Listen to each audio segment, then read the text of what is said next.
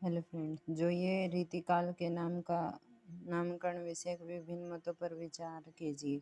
इसका ये वाला हिस्सा तो हमने पहले कर लिया था।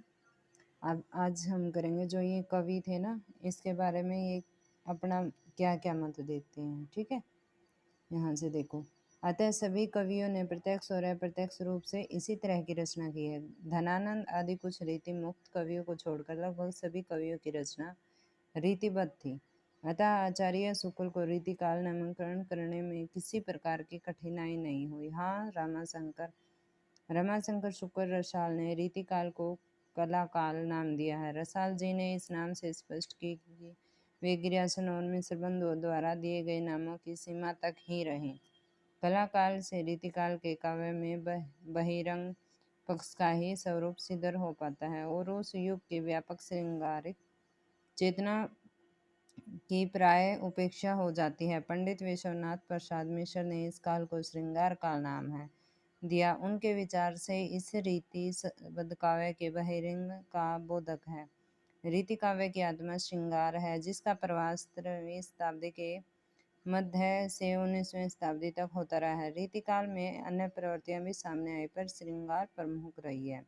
हिंदी साहित्य के उत्तर मध्यकाल में रीति ग्रंथों का ही बोलबाला रहा है। इस काल की रचनाओं में यदि श्रृंगारिक छंदों का समावेश हुआ भी है, तो उसका मुख्य कारण इसकी श्रृंगारिक प्रवृत्ति नहीं, बल्कि विलास आश्रय दाताओं को प्रसन्न करने के लिए इस रूढ़ विषय को सरस बनाने का प्रयत्न ही कहना चाहिए।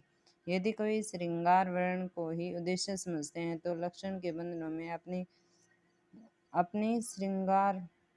उलझ कर कहीं कहीं अपनी रचना को दूषित अथवा कविताहीन न कर बैठते हैं। विवेचक काल के लिए दो ही नाम उपयुक्त हैं, रीतिकाल और श्रृंगार काल। इसमें भी प्रवृत्ति की दृष्टि से रीतिकाल और विषय की दृष्टि से श्रृंगार काल। आचार्य शुक्ल ने श्रृंगार काल नामकरण के संदर्भ में कोई विशेष आपत्ति नहीं उठाई है, पर समग्रता की दृष्टि से रीतिकाल श्रृंगार काल की अपेक्षा अधिक उपयुक्त एवं स्वीकृत नाम है।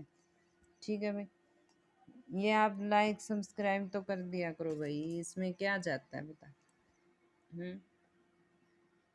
आप सब्सक्राइब करोगे कुछ लगता थोड़ी है, मुझे भी ये लगेगा भाई हाँ लाइक सब्सक्राइब कर रहे हो आप, अच्छी लग रही है वीडियो, तो मैं और बनाऊंगी अच्छे से। और एक आप इनको नोट भी बना के तैयार कर सकते हो, जिससे आपको एग्ज़ाम देने में बहुत हेल्पिंग मिलेगी। लाइक और सब्सक्राइब।